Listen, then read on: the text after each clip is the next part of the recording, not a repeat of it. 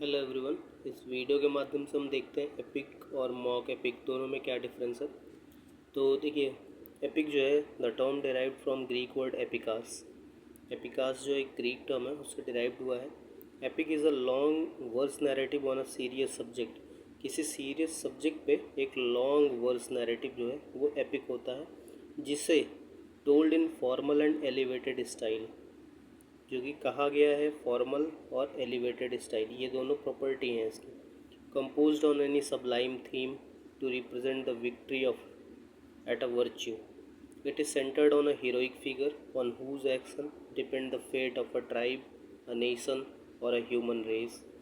मतलब ये किसी हीरोइक फिगर पे बेस्ड होता है जिसके काम से उसके ट्राइब, उसके नेशन और उस ह्यूमन रेस का फ्यूचर उस पर डिपेंड करता है।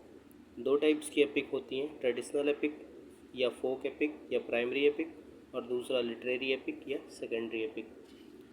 अब एपिक में, जैसे प्राइमरी एपिक में होमर्स का इलायद हो जाता है, बेवुल्फ जो कि एनोनिमस राइटर द्वारा लिखी गई है, वाल्मीकि रामायण वो भी एक प्राइमरी एपिक है।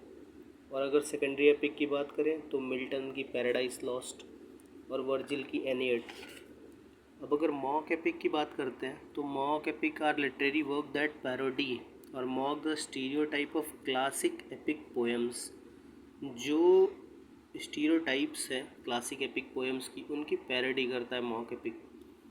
दे do so by mimicking the lofty and elegant writing style of epic poems while writing about trivial and non-heroic issues and characters that generally do not need such grandiose treatment.